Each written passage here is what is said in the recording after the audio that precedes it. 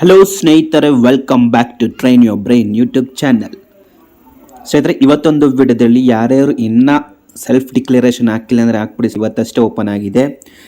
September ತಿಂಗಳಿಂದ self declaration ಹಾಕಿದ್ರೆ ಮಾತ್ರ ಸ್ನೇಹಿತರೆ ಹಿಂಗೆ ಅಮೌಂಟ್ ಬರುತ್ತೆ. ಯಾವುದೇ ಪ್ರತಿ ಸಲನೂ ನಿಮ್ಗೆ ತಿಳಿಸ್ಕೊಡ್ತಿದ್ದೀನಿ ಸೆಲ್ಫ್ ಡಿಕ್ಲರೇಷನ್ ಹೆಂಗೆ ಹಾಕೋದು ಅಂತ ಮಂತ್ಲಿ.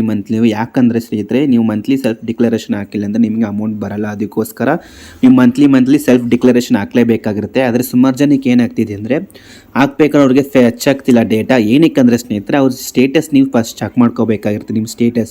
ನಿಮ್ಮ ಸ್ಟೇಟಸ್ ಏನಾರ ಸ್ನೇಹಿತರೆ DDPI ಅಪ್ರೂವ್ಡ್ ಅಂತ ಇದ್ದರೆ ಅವ್ರಿಗೆ ಇನ್ನೂ ಸೆಲ್ಫ್ ಡಿಕ್ಲರೇಷನ್ಗೆ ಅವ್ರಿಗೆ ಹಾಕೋಕ್ಕಾಗ್ತಿರಲ್ಲ. ಯಾಕಂದರೆ ಅದು ಫಸ್ಟ್ ನಿಮಗೆ ಅಪ್ಲಿಕೇಶನ್ ರಿಸೀವ್ಡ್ ಅಂತ ಬಂದರೆ ಮಾತ್ರ ನೀವು ಸೆಲ್ಫ್ ಡಿಕ್ಲರೇಷನ್ ಹಾಕ್ಬೋದು. ಸ್ನೇಹಿತರೆ, ಇವತ್ತೊಂದು ವಿಡಿಯೋದಲ್ಲಿ ನಿಮಗೆ ಸೆಲ್ಫ್ ಡಿಕ್ಲರೇಷನ್ ಇನ್ನು ಸೆಪ್ಟೆಂಬರ್ ತಿಂಗಳಲ್ಲಿ ಹೆಂಗೆ ಹಾಕೋದು ಅಂತ ಹೇಳ್ಬಿಟ್ಟು ನಿಮಗೆ ತಿಳಿಸ್ಕೊಡ್ತೀನಿ ಸ್ಟೆಪ್ ಬೈ ಸ್ಟೆಪ್.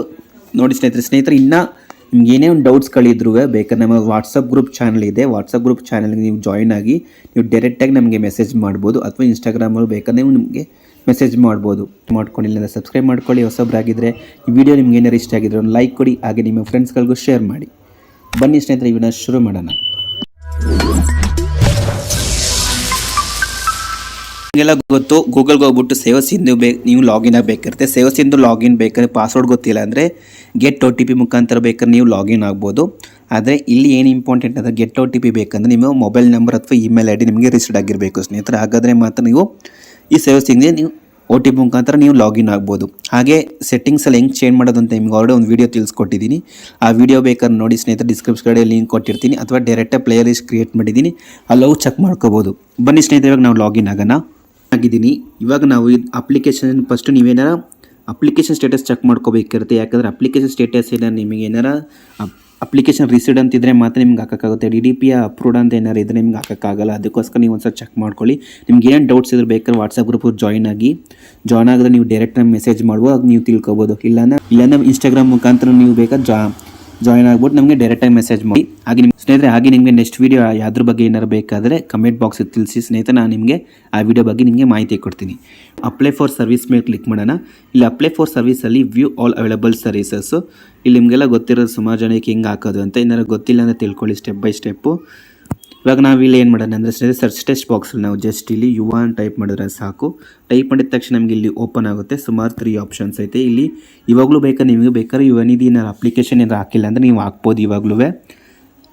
ಇವಾಗಲೂ ಓಪನ್ ಆಗಿದೆ ಯುವನಿಧಿ ಅಪ್ಲಿಕೇಶನು, ನೀವು ಹಾಕ್ಬೋದು. ನಾನು ಹಿಂಗೆ ಹಾಕೋದು ಅಂತ ಹೇಳ್ಬಿಟ್ಟು ನಿಮಗೆ ತಿಳಿಸ್ಕೊಟ್ಟಿದ್ದೀನಿ, ಅಲ್ಲಿ ನೀವು ಚೆಕ್ ಮಾಡ್ಕೋಬೋದು.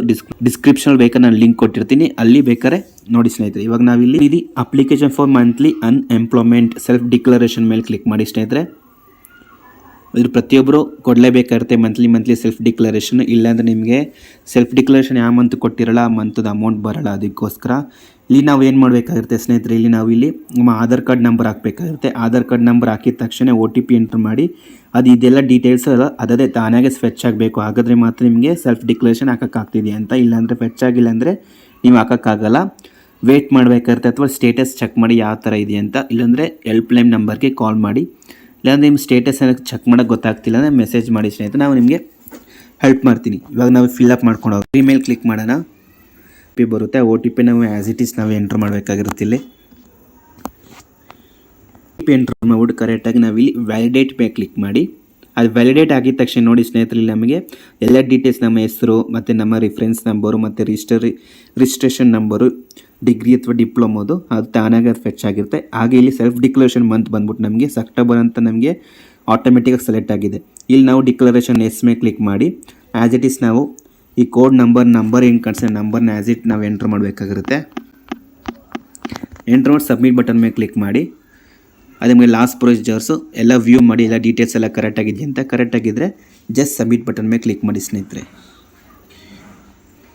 ಇಲ್ಲಿ ನೋಡಿ ಸ್ನೇಹಿತರೆ, ನಿಮಗೆ ಸೆಲ್ಫ್ ಡಿಕ್ಲರೇಷನ್ ಮಂತ್ ಬಂದ್ಬಿಟ್ಟು ಸೆಪ್ಟೆಂಬರ್ ತೋರಿಸ್ತಿದೆ.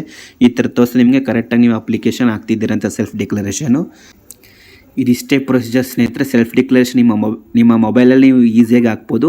ಇದರಲ್ಲಿ ನಿಮ್ಗೆ ಏನೇನು ಡೌಟ್ಸ್ಗಳಿದ್ರು ಬೇಕಾದ್ರೆ ತಿಳಿಸಿ ಸ್ನೇಹಿತರೆ, ನಾನು ನಿಮಗೆ ರಿಪ್ಲೈ ಮಾಡ್ತೀನಿ.